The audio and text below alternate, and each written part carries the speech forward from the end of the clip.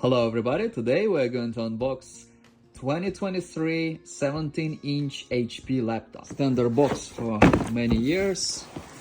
Here we see the specs.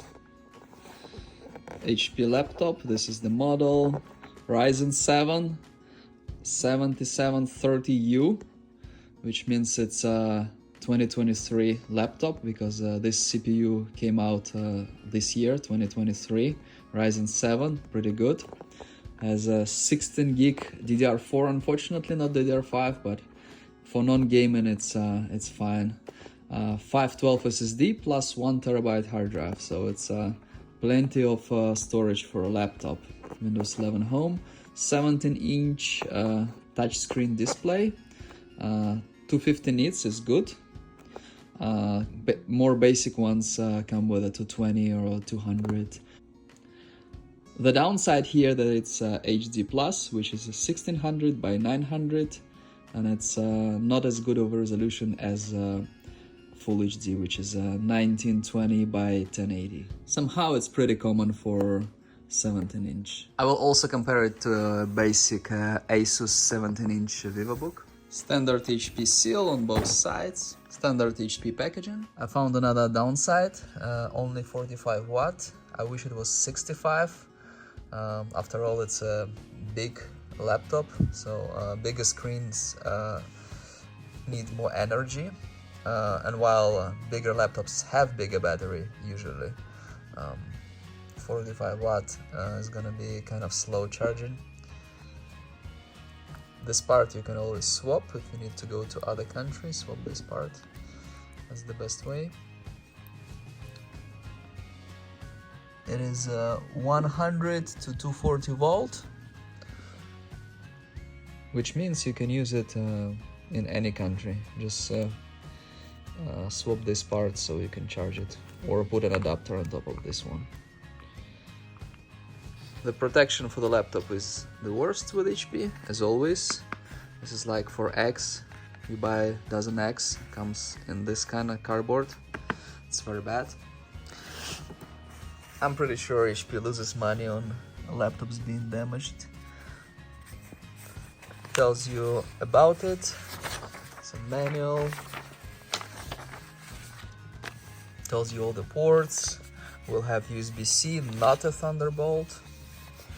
Okay, let's take a look. Comes in plastic.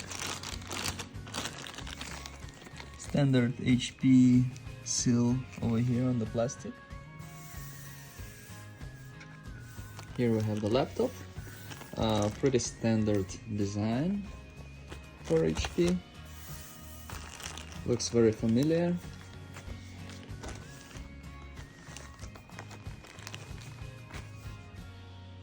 Average thickness for this size laptop. Here we see the ports, USB-A, HDMI, USB-C.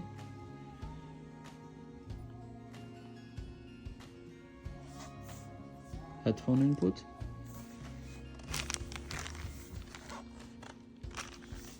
Another USB-A, no SD card, no RJ45. Charging here.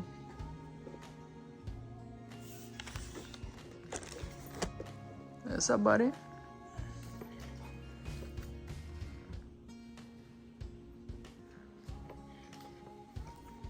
Hey, don't bite it, don't bite, don't bite, don't bite.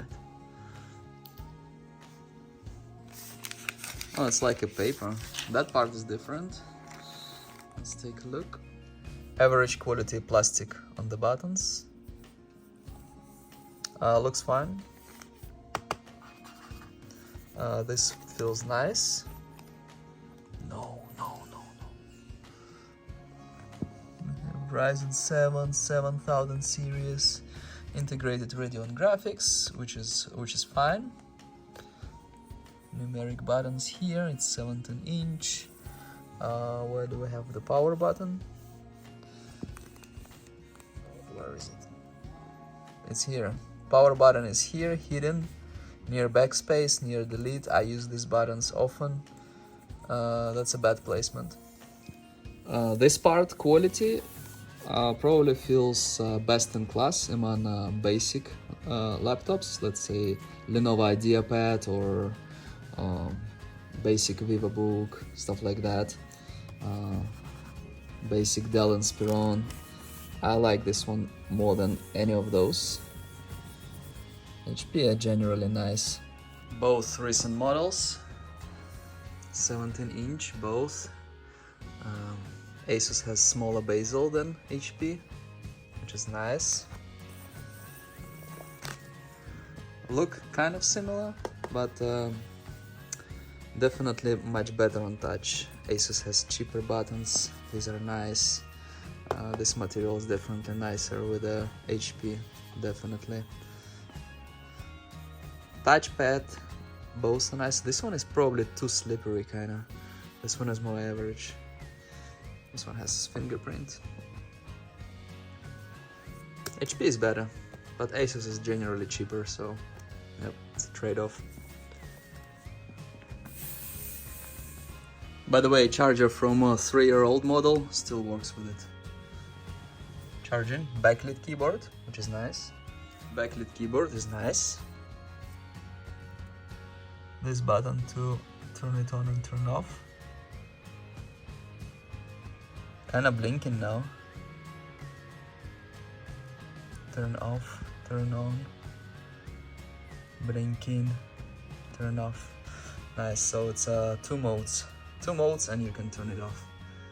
Even though it's a basic HP laptop, it's not Pavilion, it's not Envy, it's not ProBook or EliteBook. The design is still nice, really good, nice materials. These specs might be a little bit overkill for some people.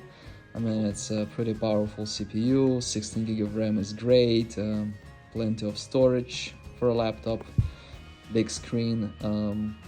Power adapter is a little bit weak with 45 watt. It's not gonna charge tremendously quickly, and wish it was Full HD, not HD+. It's more of a substitute for a desktop. So you just put it on charge and just use it as a desktop pretty much.